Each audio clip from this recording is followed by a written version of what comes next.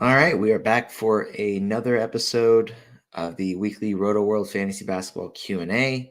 I'm your host, as always, Noah Rubin, and we will be here live for the next hour or so to answer any questions that anybody has about fantasy basketball. Feel free to drop those in the comment section or in the live chat, wherever it is you're watching from. So we will get to any and all questions as I wait for people to kind of join in. I will, I guess, kind of recap what's been going on in the NBA. So I have a few things to talk about, and then we will get into any questions. It looks like the Nuggets have faked everybody out, and they listed their whole starting five as questionable yesterday.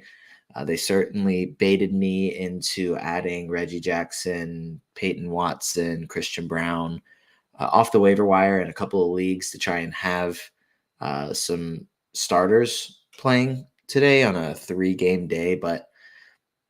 And now they've upgraded all the starters, the typical starters, to probable. So we will or should get a Jokic versus Embiid matchup with both teams relatively healthy. It looks like the Sixers won't have Robert Covington, Jaden Springer, Kenneth Lofton Jr., and Mo Bamba, but that really shouldn't have much of an impact on this matchup. So should be fun to see Jokic versus Embiid, and the rest of the starters also available for Denver, but RIP to anybody that added Peyton Watson, Christian Brown, Reggie Jackson, or even DeAndre Jordan with the idea that Denver would be without their starters, like I did.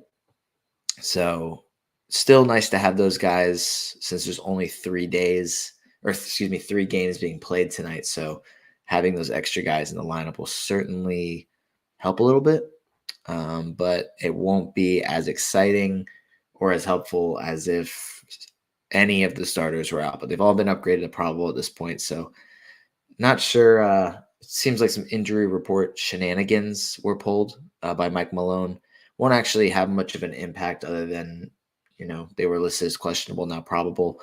They weren't able to trick the 76ers into resting Joel Embiid. So should be a good matchup. That's the 7:30 game on TNT tonight. The Kings also play in Phoenix at 9 p.m. And then in the late game, the Thunder play in LA against the Clippers after losing in LA to the Lakers last night. So they have the back-to-back in LA. There's also some other games last night. As still waiting for some any questions that want to be tossed into the chat. Looking for an answer. We can recap the Grizzlies beat the Warriors, which was kind of cool to see a team that's kind of been counted out at this point get a good win, even with Jiren Jackson Jr. shooting 4 for 20. Vince Williams and Gigi Jackson had huge games. Vince Williams, 24.7 boards, 4 assists, 2 steals, and a block to go with 3 threes. Gigi Jackson, 23.6 boards, 1 assist, 2 steals, 2 blocks, and 5 threes. Both guys should be streamed in standard leagues, considering how many injuries they have and how many guys they're missing that are normally ball handlers and scorers for them. So those should be solid options moving forward. We have one here. Any update on Cade and Jakob Poeltl? Unfortunately, I have both in my home dynasty league, so I've been kind of struggling along without either in the lineup. As far as an official update, there hasn't actually been any official news as far as when they'll be back. Cade's initial timeline was 7 to 10 days, and it has been, I believe, today's day 8. So let me see if Detroit plays on Wednesday. So they host Minnesota on Wednesday. Certainly a chance that Cade is back, but we'll probably have to wait another hour or two to get the official injury report there. Wouldn't be shocked if he's just out again. But if he's listed as questionable, then obviously there's a chance that he plays. Based on the initial timeline, they play again on Saturday, so he should be back by then. However, I believe that was a reevaluation in 7 to 10 days, so it could end up being a little bit longer. And as far as Jakob Poeltl, that's another one that I haven't seen any official update, but I believe his initial timeline was 2 weeks. The Raptors did make the adjustment and move Jonte Porter into the starting lineup, but he only played 15 minutes, despite they were matched up with a Celtics team that Al Horford and Kristaps Porzingis starting, and they opted to play him just 15 minutes and roll with Schroeder for 33 off the bench. So no update on when Poeltl will be back. I would assume it's at least another week or about another week. But they have 5 guys that they're going to play for the majority of the time. That's Schroeder, Siakam, Scotty Barnes, RJ Barrett, and Emmanuel Quickley. And that, I guess that'll just be how it is until either Gary Trent Jr. or Jakob Poeltl is back. And that's just the way that they're going to roll with the rotation in Toronto. Thoughts on Ayton getting shut down by March? Man, has he already been kind of shut down at this point? I mean, I don't really know. He's been out a while, and it seems like there's certainly a chance. Like if Portland's bad, they are bad. They're going to continue to be bad. They're not going to turn this around. They've shown the past couple seasons that they're not afraid to entirely pull the plug. Weeks before the season ends, they had some of the most embarrassing tanking lineups that were great for fantasy because you just pick up random players that nobody else had and get 40 minutes out of them, which was really helpful. But Ayton has missed, what is this, their last 11 games and technically questionable to play on Wednesday. So I would assume he's back soon. If not Wednesday, then they play again on Friday. Would assume he's back, but don't really know. Questionable is better than doubtful. He's been doubtful a good bit.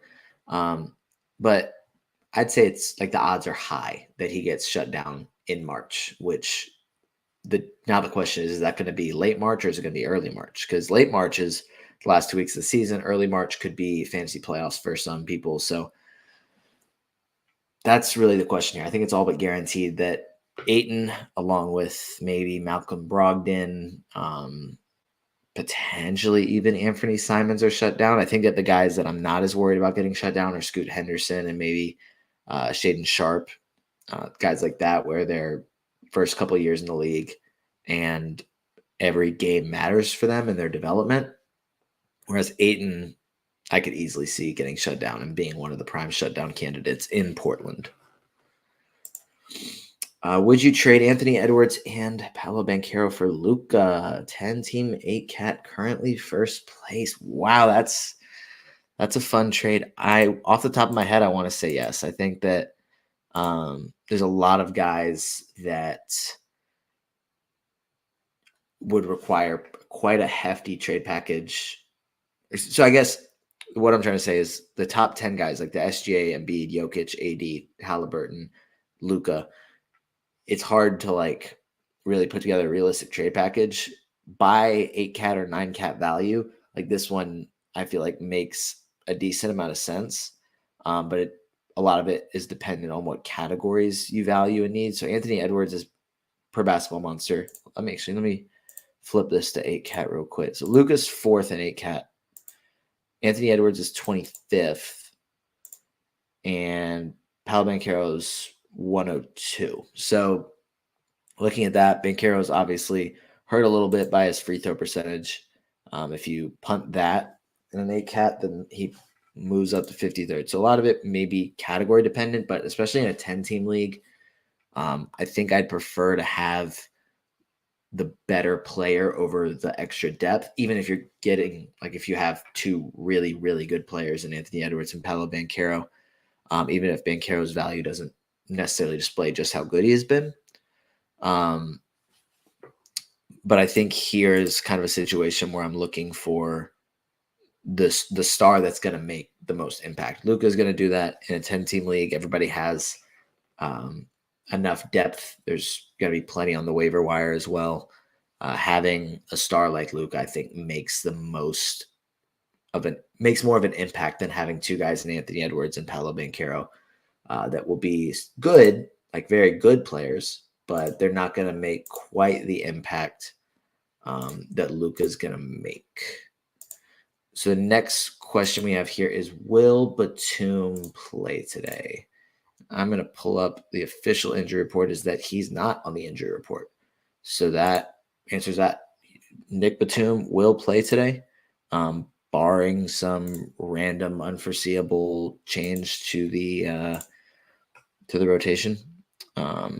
He did also play yesterday, played 28 minutes as a starter, 5 points, 5 boards, 3 assists, 2 steals, 1 block, and 1 3. I think that's probably not the best you'll get from him, but kind of what to expect is some well-rounded value. Just the difference would be, is he going to make a few threes or is he only going to make the one? Kind of, yeah, not going to be a flashy play at this point of his career, but he should play today. Pick 1 to stream for tomorrow: Keyonte George, Chris Dunn, Dennis Smith Jr., and Jeremy Sohan. All right, let's see what those matchups are looking like. So the Spurs play this. Yeah, because Sohan's a Spur. Spurs play the Celtics. The Nets play Portland. And the Jazz play the Warriors. I may actually go Dennis Smith Jr. here. I think Jeremy Sohan is like pretty inconsistent. He had a big game against Atlanta, but he always plays well against the Hawks. For some reason, he plays abnormally well against the Hawks. And the Jazz, their guard room is, or their backcourt room, whatever you want to call it, is just so interesting with their rotations. Like Colin Sexton and Chris Dunn have been the starters, Jordan Clarkson and Keyonte George off the bench, but the minutes haven't necessarily been allocated consistently or in favor of anybody except Clarkson. Clarkson's probably the only guard that sees big minutes with any sort of consistency. Keyonte George played well in their last game. I think like he played 24 minutes, but partially I think saw a little bit of run at the end. In a blowout, he scored 11 points in the fourth quarter, but the game was pretty much already decided at that point. I think I may lean Dennis Smith Jr., and that it's a risky play considering he's coming off the bench, but the factors that I'm looking at here are, I mean, we talked about Ayton getting shut down by March. Portland stinks. Like they're just, like they've been getting blown out a good bit. So it wouldn't shock me if that happened. Like you could kind of almost bank on that, or at least it being a sizable lead for the Nets, even though the Nets have been struggling. Dennis Smith Jr. played 32 minutes in their last game, 8 points, 5 boards, 5 assists, 4 steals, a block, and a 3. And Spencer Dinwiddie only played 20, scored 3 points, shot 1 for 6. Only played 20 minutes. Jock Vaughn kind of rolled with Dennis Smith Jr., Royce O'Neal, Cam Thomas towards the end, or like to close out the game, including in overtime, which left Dorian Finney-Smith, Cam Johnson, Spencer Dinwiddie on the bench. I don't think DSJ is going to take over that starting spot, but the minutes favored him in their last game. And I don't think that Spencer Dinwiddie is a guy that has been playing well enough to say he has to see the minutes. Like Dennis Smith Jr. has been solid. A couple games ago, he had 10 points, 10 assists, and 2 steals. Game before that, he had 13 points, 12 boards, 7 assists, 2 steals. So I think I may go Dennis Smith Jr., especially if you need the assists and you're fine without the points. If I was looking for the scoring upside, I'd probably go Keyonte George. I don't feel good about Sohan going up against Boston. Would you trade away Duren for Franz Wagner in a points league? I think there's a couple factors that matter here. One specifically is what kind of points league, like what is each player averaging? I would guess that Franz Wagner is averaging more points than Jaylen Duren over the course of the season. But it may just kind of depend on your scoring format. The other thing is, can you wait on Franz Wagner to return to the lineup? He's already been ruled out again for Wednesday's game against the Hawks. So that'll be a 7th straight absence for him. I don't know exactly when he'll be back, but if you can, I guess, survive for whether it's like a couple more games or a couple more weeks without Franz, then yeah, I prefer to have him in a points league, but or in any format. The only reason I wouldn't prefer is if I really needed like the rebounds and field goal percentage from Jaylen Duren in a category league, or if I was just needing center help and was fine at forward. But I'd prefer Franz unless there was some sort of scenario where, like, I don't know, if there's like a double-double boost, like you get 5 or 10 points for getting a double-double, then I may actually, like, I'd be fine with Jaylen Duren. But generally speaking, I'd be fine trading away Jaylen Duren for Franz Wagner. Are Xavier, Tillman, and Santi Aldama worth rostering in 12-team 9-cat head-to-head? Which is preferred? All right. Off the top of my head, so let's see. I don't really have an interest in Santi Aldama. Xavier Tillman is... I think I prefer Xavier Tillman. Santi Aldama, with Jiren Jackson playing well, Jiren Jackson Jr. is still there and healthy, like one of the only typical starters that's actually healthy right now. I don't think that there's going to be enough power forward or just like forward minutes for Santi Aldama to be a standard league guy, like a 12-team guy. But Tillman, I believe, is still starting. He really didn't do much against the Warriors, only 2 points, 4 rebounds, 3 assists, to steal 2 blocks, which the 2 blocks is nice. That's about it. The game before that was when he played 36 minutes, had 12 points, 5 boards, 5 assists, 6 steals, and a block. Game before that, in almost 31 minutes, 20 points, 9 boards, 2 assists, a steal, and 2 blocks. And the game before that, in 28 minutes, 14 points, 11 boards, 2 assists, and 2 blocks. So I'd prefer Tillman. He's the starting center. He was bad in their last game, but the minutes are still there, which is good. Means he has the opportunity to put up numbers. Whereas Santi Aldama, I just don't think he's going to get quite the opportunity. Now, if there's some sort of injury where, say, it's Jiren Jackson Jr., because, with Desmond Bane out 6 weeks, that'll be, goodness, almost March before he plays again. John Moran out for season, Marcus Smart out for a good bit of time. Memphis should be in contention for one of the top, I'd say, I want to say they're either 6th or 5th best odds right now. They're tied for 6th with Toronto, so 6th or 7th. That there's a chance that Jiren Jackson Jr. ends up getting shut down just because they're gonna, like, there's no reason for them to continue to play him all season if they're significantly out of the playoffs. Like, they're just like way out of the playoffs. So that could be the case. So yeah, that would be an opportunity that maybe like late March where Santi Aldama is able to have some value outside of an injury, but definitely going to prefer Xavier Tillman. All right. Just dropped TJ McConnell, picked up Jiren Jackson. Had to choose between TJ McConnell or Draymond. Ooh, I may have held on to TJ and dropped Draymond. I'm not as into Draymond as in fantasy. But I do enjoy, like, great job picking up Jiren Jackson. Much more of a long-term play. Tyrese Halliburton shouldn't be out much longer. Based on the initial timeline, it might be a couple more weeks. But I think TJ is going to be a viable option until then, even if he is kind of coming off the bench. Won't be as consistent because he is in a reserve role, but should still be solid, get you some assists, get you some steals. Whereas Draymond has the name value, but I don't know. I guess it would be kind of similar as far as getting like decent rebounds, assists, without much scoring. But would you trade high on Tyus Jones, Jared Allen, and Bogdan Bogdanovic in 9-cat?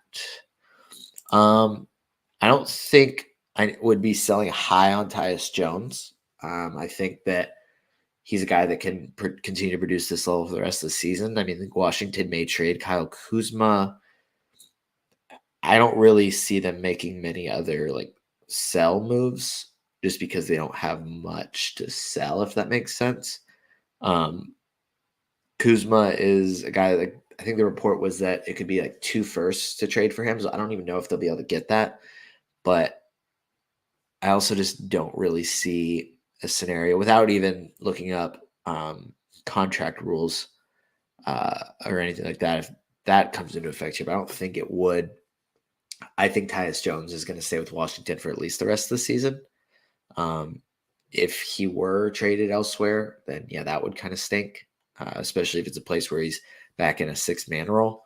But I mean, if you look at it, 28 minutes per game, he's providing 5th-round value with 12.8 points, 2.9 boards, 5.6 assists, 1.2 steals, 1.6 threes, 0.8 turnovers, and shooting 52.1% for the field. The 73.1% free throw shooting isn't great, but he shoots less than 1 per game, so it doesn't really change much. Yeah, I don't foresee a trade, but if that happens, then yeah, I guess this would be kind of a sell high on him. But I don't think he's a guy where it's, oh, he's definitely getting traded. Jared Allen, I guess I would call it a sell high. I wouldn't say I'd be rushing to sell high because until Evan Mobley's back, he's going to continue to play at an incredibly high level. Like he's been top 5. Basketball Monster has been 4th over the last 2 weeks in 9cat, which is insane for a guy that I don't know exactly what his ADP was, but it wasn't anywhere near top 10 or first few rounds. So you could, I guess, technically sell high on him as well, but he's going to continue to provide elite value for a little bit longer. So not really rushing to sell high on him. And Bogdan Bogdanovic, I guess I would say that you'd sell high on Bogey. 5th round value of the season. He actually has kind of tailed off recently, been kind of on a cold streak after starting off the season. Phenomenal. Like he incredibly hot, especially the stretch in December. But recently a little bit of, I guess, kind of gone cold a little bit. But still really good numbers over the course of the season. I'd say there's a good chance that he's traded. Maybe this is me being a Hawks fan that wants at least a little bit of a reset. Bare minimum is to try and get picks and trade away Bogey, DeAndre Hunter, DeJounte Murray, Clint Capella. I would assume Bogey's on a different team. And I don't really see a scenario where he's able to have quite the green light that he has in Atlanta on a contending team. Now, if it works out, then great. He probably won't be like a 5th round guy like he has been this season, but should still be solid. But yeah, if you're able to get like top 75 value in a trade for Bogey, I'd be happy to do that. Is it time to trade Jiren Jackson Jr.? I don't think anyone will take the bait. I wouldn't. I wouldn't be interested in trading for Jiren Jackson Jr. 4th round value this season, but I guess past 2 weeks his numbers are really good, but the field goal percentage has been pretty bad. It's been a strange year for him, for a guy, especially at how high he was drafted. The blocks haven't been there as consistently. The field goal percentage is way down. The rebounds are even down, despite kind of having issues with rebounding for Team USA. He didn't really improve on that at all. I would say that, sure, you can trade him. I'd be happy to take somebody else that's providing 4th round value. The only way that I wouldn't really be interested is if I really needed the blocks and it really fit my build. But he wasn't a guy that I was interested in. I don't even know if I took him in the 2nd round. I don't have him in any leagues, actually. I think he was kind of a guy that I was looking at early 3rd round, generally went in the 2nd round, and also probably just didn't fit many of my builds based on where I was drafting. I feel like I picked freaking 2nd in every redraft, snake draft that I had. But yeah, I think that it's fine to trade him, and I'm going to go ahead and move to this other question just because it kind of follows up. What trade targets would be good for Jiren Jackson and 9cat? I think it's kind of a, hey, we're looking to kind of manipulate the numbers in our favor. So he's a 4th round producer this season. I guess the way you can look at 9cat value is that just because he's a 4th rounder doesn't mean he's been a top 50 most valuable players because of weights or weighted production. Like blocks are rarer, so his 1.7 blocks per game helps out a lot, even if he's shooting like sub 45% from the floor, 5.7 rebounds. Like he's really helping you in blocks, threes. The points have been pretty good, 21.2, 0.9 steals. I mean, if you look at it, Daniel Gafford's above him, but that's pretty much only because he's averaging 2.1 blocks and shooting 68.5% from the floor. So that's the grand conversation about how to value 9-cat production. But if you're going to tell me Daniel Gafford's the 40th best player in fantasy basketball and De'Aaron Fox is the 41st and has been this season, I think the system isn't perfect. It's not a perfect one. I don't think anybody says that it is, but if you're able to get somebody that's kind of around there. So, for example, Alperen Şengün is 49th. Jalen Williams is 50th. Like those are guys. Bam Adebayo's 54th. I'd be happy to take those guys for Jiren Jackson, especially if you're able to say, hey, like Jiren Jackson Jr. is better than these guys. I need something along with this. The 1-to-1 value would be tough. It may just depend on fit a little bit. Some guys that are right above him, De'Aaron Fox, Jalen Brunson, Anthony Edwards is less than 10 spots above him. Domantas Sabonis, same thing. Guys that are incredibly valued. So if you're able to do that, then I'm happy to do that. I would be very interested in making that kind of move. But I wouldn't sell myself short on Jiren Jackson because even if the production is kind of iffy for a non-shot creating player on a bad team, he's still a really good player. So I wouldn't sell myself short just to trade him, but certainly looking to make a move at this point. Just because it's just, we don't really know how the rest of the season is going to go. There could be some games where it's like, oh, that's the fantasy superstar. And there could be games like last night where he shoots 4 for 20 because he's the main guy that defenses are worried about. So how many times have you 9-0'd someone in category leagues? How many times have you been 9-0'd? Goodness, I don't think I ever have, just because, gosh, yeah, I mean, it's pretty hard to lose turnovers and lose every other category. So no, I can't recall a time. I can recall when it's been like a day into a matchup and I've been up 9-0 and I'm like, this is great. Let's see if we can get us up. But 8-1 has happened far more on both ends than 9-0. Do you think Cam Whitmore will still be rostering in 12-team leagues once Eason gets back? I have both. That's kind of the $1 million question here is, what will that look like? Now, Tari Eason is still going to be out a little bit. And even when he's back, like, it doesn't seem like they're going to force him to play big minutes or force him to play back-to-backs. Like, they're still going to be very cautious with him, I'd imagine. So I would be holding on to Whitmore for the time being. And then I think once Tari Eason is back, trying to see what that looks like. It could just be something where it's, okay, they're both back. Eason's playing 20 minutes per game. Cam Whitmore's playing 10 to 15, not able to really provide standard league or even like 14, 16 team league value. But when Eason's out, Cam Whitmore's playing 20 to 25 minutes off the bench, and now he's a great streaming option. That would be my conservative answer as far as what could look good for Cam Whitmore. Hopefully they're both able to just play like 20 to 25 minutes off the bench, and they like kind of bump Jae'Sean Tate out of the lineup a little bit, because even if Jae'Sean Tate's a helpful player for the Rockets, he's not helpful for fantasy managers. So this is just the ideal scenario would be Cam Whitmore and Tari Eason and Amen Thompson are filling out all the bench minutes, and then Jae'Sean Tate, Aaron Holiday, and Jeff Green are not. That would be ideal. But I don't want to guarantee that Cam Whitmore is worth rostering in 12-team leagues, but if he continues to play like he has, I would imagine that he's at least worth streaming when either Eason's sitting on a back-to-back or some other injuries happening. But I wouldn't be able to guarantee that it'll be worth it in 12-team leagues.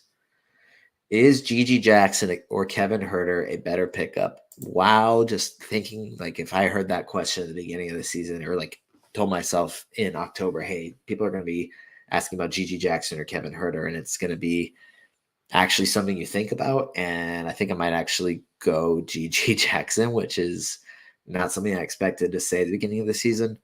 He's been awesome the last 2 games, and I think Kevin Huerter did have a big game the other day, but overall, he's been incredibly disappointing.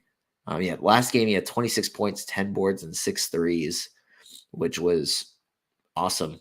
But before that, he was not good. Like, he was like very disappointing. He missed the game before that, left less than a minute into the game before that. And the game before that was this 2 for 11 shooting, 4 points in almost 30 minutes. He just hasn't been very consistent. Like, he's an excellent shooter when he gets going, but that just hasn't been the case since like early November when he had a stretch of 20-point games. I think I might go GG Jackson. Like, GG Jackson has 2 20-point games in his last 2 games. Kevin Huerter has 2 since Thanksgiving. So Yeah, I think I'm actually going to go GG Jackson here. Trade Jordan Poole for Keontae George in a 12-team category league. Oh gosh. I think I would do that, but that's coming from a guy that is like dropped Jordan Poole weeks ago, before he started picking it up a little bit. But Jordan Poole, maybe that's wrong. Maybe Jordan Poole should still be the guy, but I think Keontae George has the potential to see more minutes as the season progresses. But I think that was also kind of the idea when it seemed like the Jazz were going to be way out of the play-in tournament, and now they've won 15 of the last 20 games, and Colin Sexton's been really good. So no, I'm going to change my mind on that. I think I wouldn't trade Jordan Poole for Keontae George right now. If the Jazz, for some reason, decide to flip the script and become sellers at the trade deadline, then yeah, I'm more interested in Keontae George. But I think that there's also, he's still playing like 23, 24 minutes per game off the bench. So he doesn't have like no value. But I think if you're good with Jordan Poole's low field goal percentage and like that he's not going to be quite as good as we were expecting him to be this season, then I think like Jordan Poole is probably the better option at this point. All right. Since you didn't like my Draymond pickup, should I drop him and get Kuminga instead? Man, I'm telling you, I am steering clear of Golden State. Steve Kerr has said, like, what is it, like 4 times now that we're going to, maybe it's not quite 4, but it's multiple times that they're going to stick with a lineup for the foreseeable future and changed it the next game.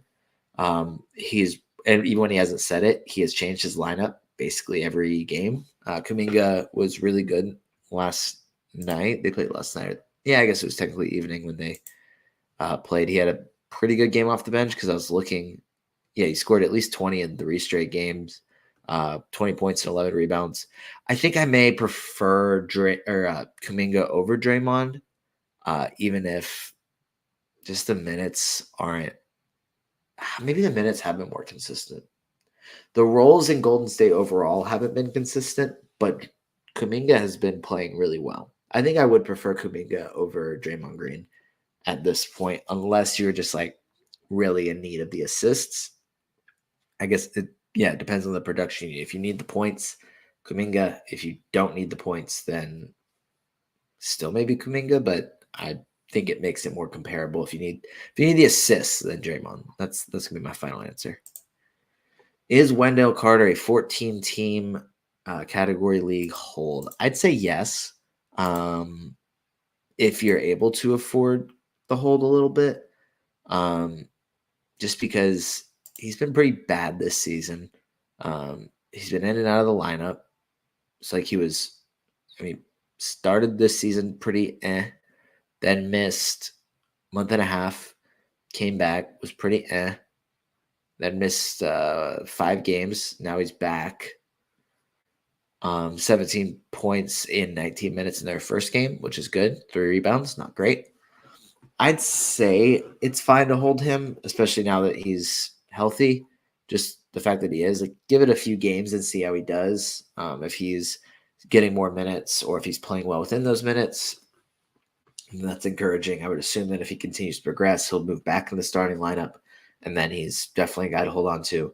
If he continues to come off the bench or just continues to play poorly or doesn't get more minutes, then I'd say in like a week or two, fine to drop him. But right now, heck, you made it through him missing, 25 games, almost maybe 30 games at this point, maybe more than that. So just I would hold on for a few more.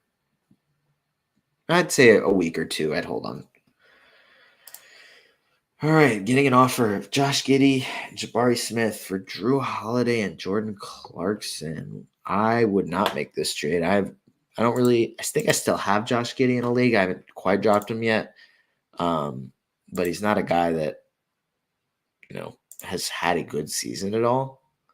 Jabari Smith, and granted, this, I need to make sure I'm double checking the numbers because this might just be face value of what's in my mind as far as who's been playing well and who I like as a fantasy asset. Because Josh Giddey has last 2 weeks, Basketball Monster has him 63rd He did have the triple-double in their blowout win over Portland. He's been getting, I guess, better rebounds, better assists.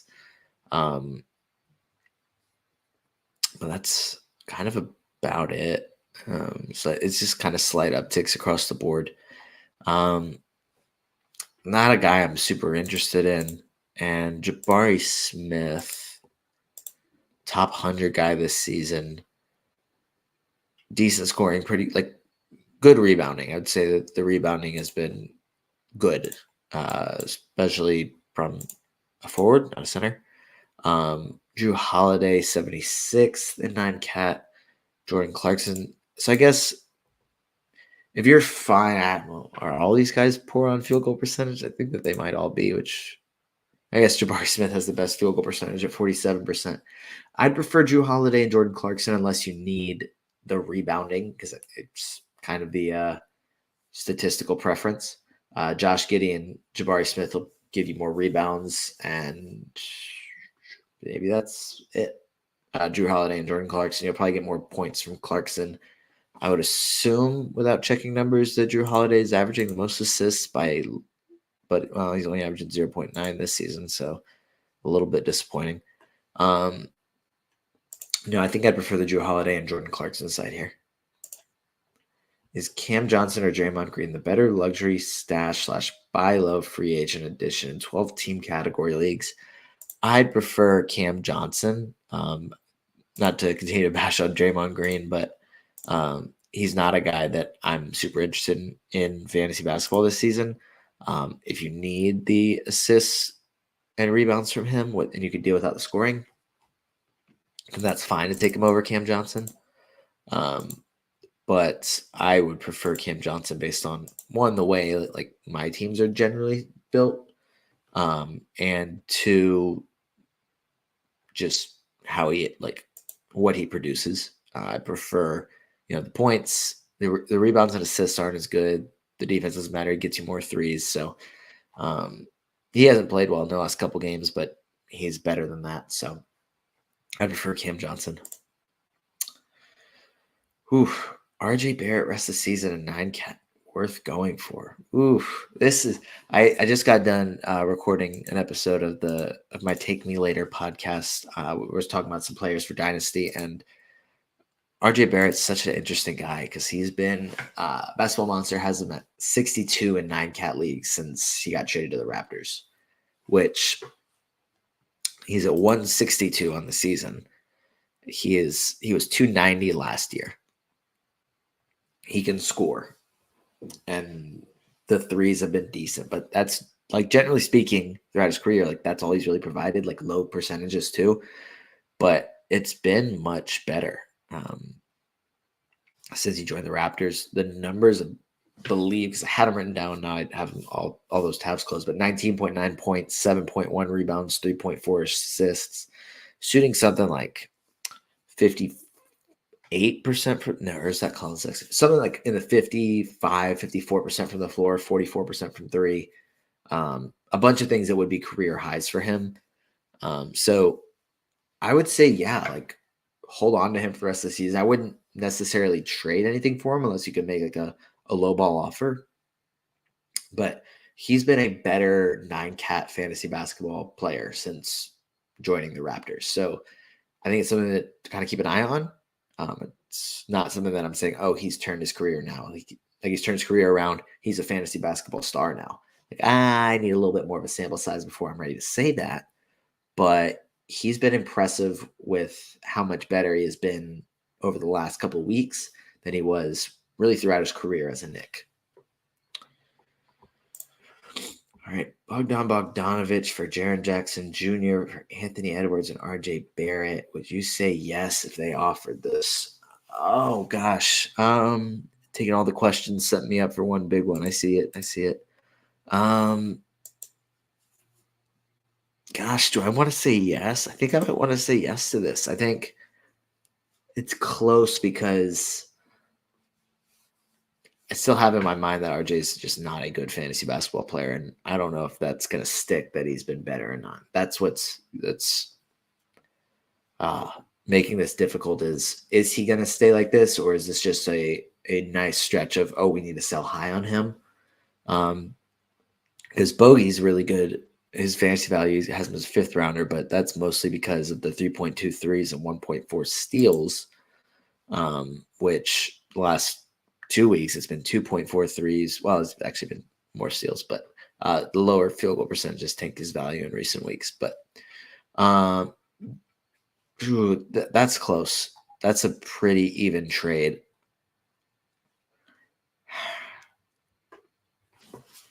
I think I actually, that's even. Bogdan Bogdanovic getting traded would maybe factor into that. And I think kind of betting on that, saying he's going to a contender that may not let him shoot quite as much would kind of impact that. So I'll say Anthony Edwards and RJ Barrett and ride the RJ hype a little bit. And hopefully that's something that's able to stick. But I think we'll say it like this. Anthony Edwards and RJ, I'm fine doing. The safer option is probably to stick with Bogey and Jiren Jackson Jr., but I guess if RJ continues to play at this level, like that's a league-winning move, in my opinion, to do that. Should I trade Jiren Jackson and possibly another player for Jarrett Allen? I don't think the owner of Jarrett Allen would accept Jiren Jackson straight up. I think this is something where this was going back. One of the earlier questions was about Jarrett Allen, if I'm not mistaken. Yeah, would you sell high on Jarrett Allen? That might be a little bit of a sell high, or I guess in this case, buy high on Jarrett Allen and sell low on Jiren Jackson. Because when Evan Mobley comes back, which I think it's next month, so you get a few more weeks of really good production from Jarrett Allen. But that'll kind of go down when Mobley's back, whereas Jiren Jackson, you should get barring a shutdown, which I would assume isn't for a couple more months.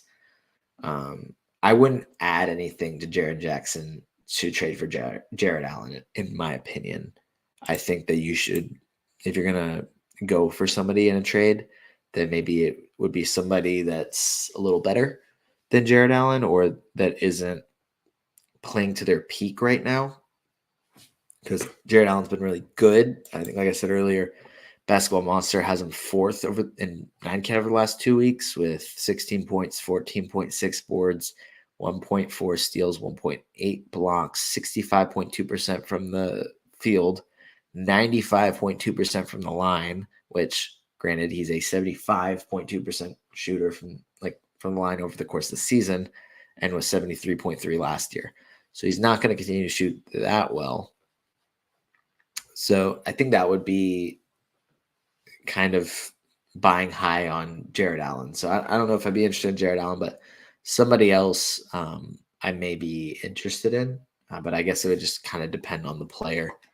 And Brian is also on the page of preferring Ant and RJ in the trade with and included Bogdan Bogdanovic and Jiren Jackson Jr. So that's another perspective. All right, it was offered Steph, Jaylen Johnson, and Tari Eason for my LaMelo and J-Dub. I'm doing that. I'm taking Steph, Jaylen Johnson, Tari Eason. Jaylen Johnson's a stud.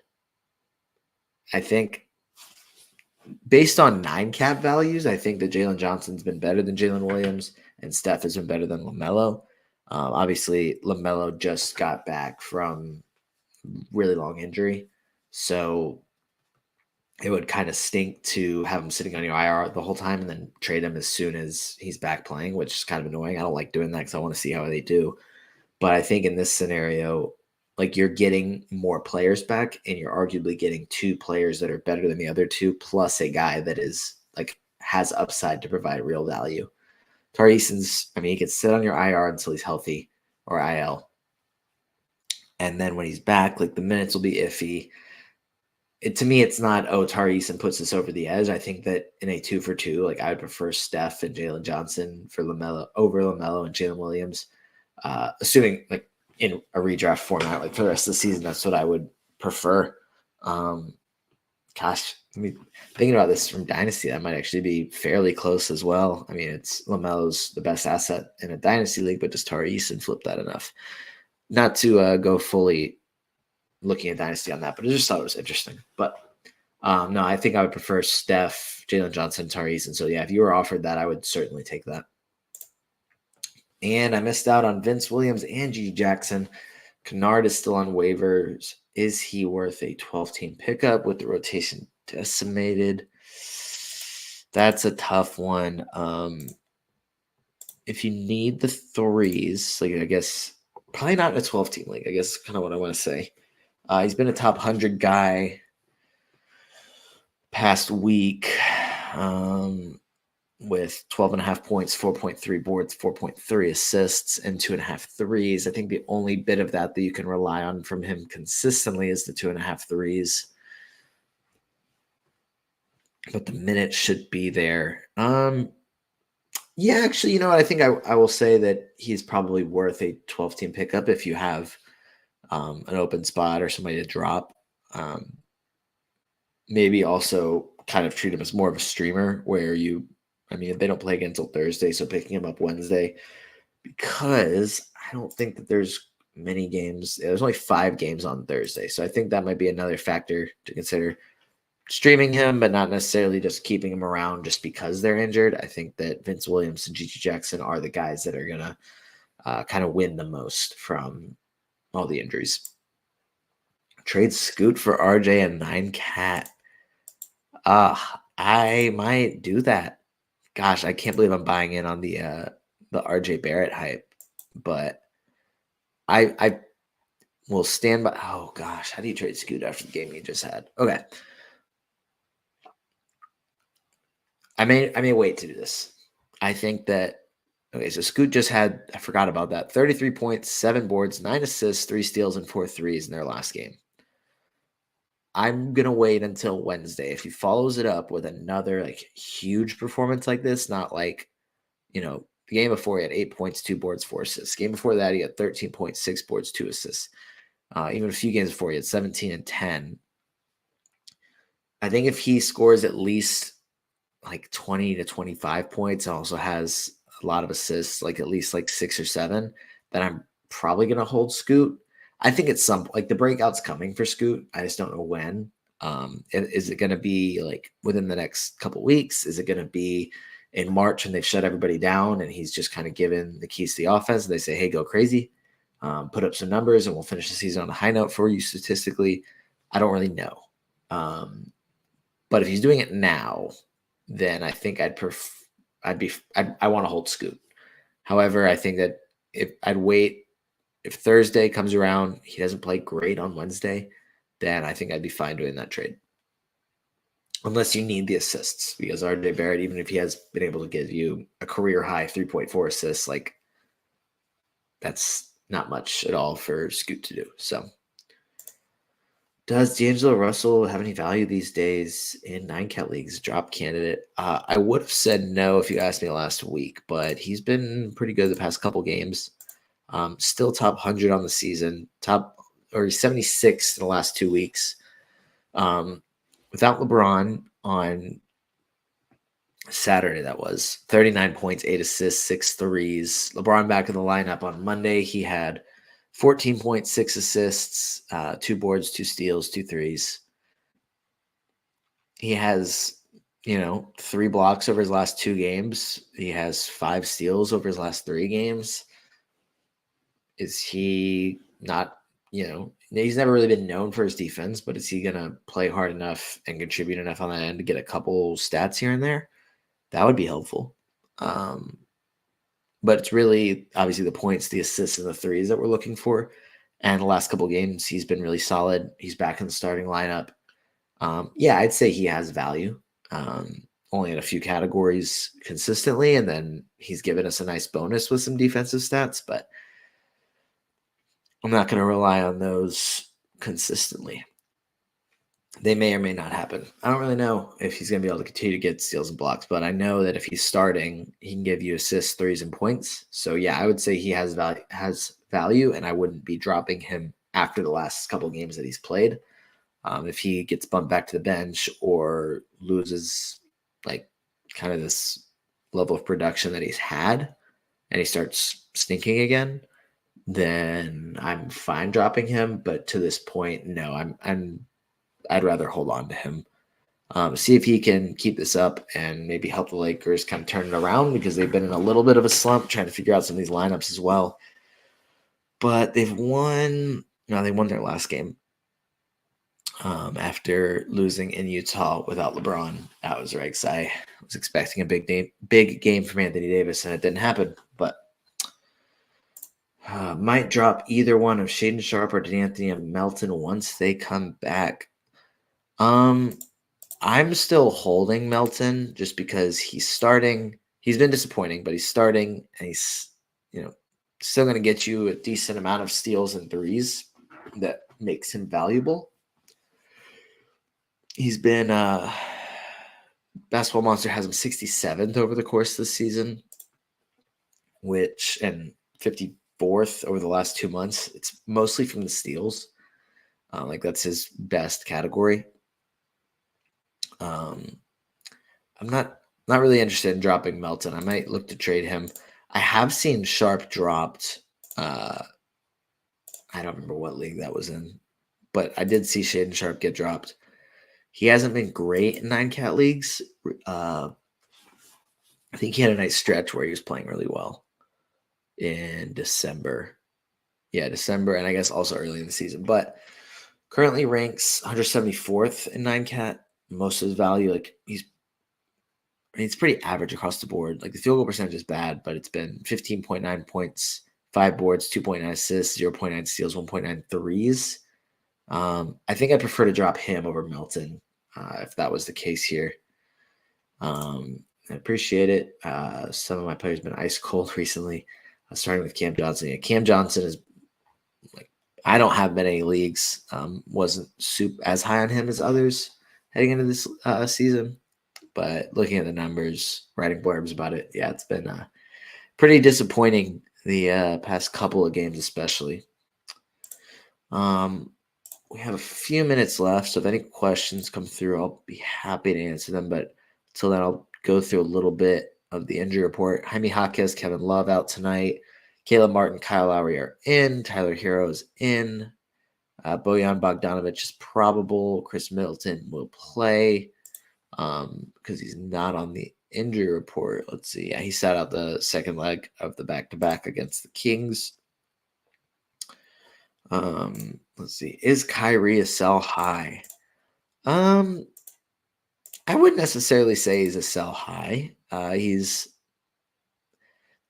question with him is he going to be on the floor? Which I think kind of has been the question for years now. Because he had missed, 3 weeks of games, but he scored at least 30 in 5 straight games. He's been phenomenal to start off 2024. Past 2 weeks, Basketball Monster has him as the best player in fantasy. Over the course of the season, he's 9th. So even when Luka comes back, he's still gonna be really good for fantasy, elite top 10. It's just, can he stay healthy? That's the biggest question. Let's see. Any updates on Luka's injury? I can tell you if the injury report says anything. They haven't submitted their injury report yet.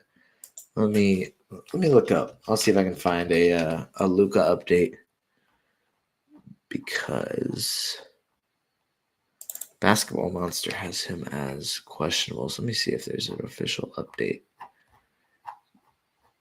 But I don't think that there is one. I'll keep looking to try and see it, but I would assume that he's back relatively soon. I don't think that this was supposed to be a super long absence for him. Let's see if we have. No, I don't think that I don't have any update on Luka, and I can't find one. So hopefully he's back for the next game, but I think we should know more when they release their injury report. But since they don't play until 8:30 Eastern time on Wednesday, it may be a couple more hours before they release it, because they don't have to release it. If it doesn't come out right at 5 p.m. Eastern time, it'll be within the next couple of hours. So hopefully he's officially listed as questionable and not immediately out because that would kind of stink. But he could be close to a return. But if we don't have any more questions, may call it a couple minutes early. See if I can look up Dallas's PR Twitter account, which is helpful. See if they've said anything. Yeah, no official update on Luka. So I'm going to go ahead and call it an episode for this Q&A. Thank you all, as always, for joining me. It makes it a lot more fun when there's questions, especially some of these that made me really think. So I appreciate those. And I will see everyone next week. And best of luck to you and your fantasy teams. So see ya.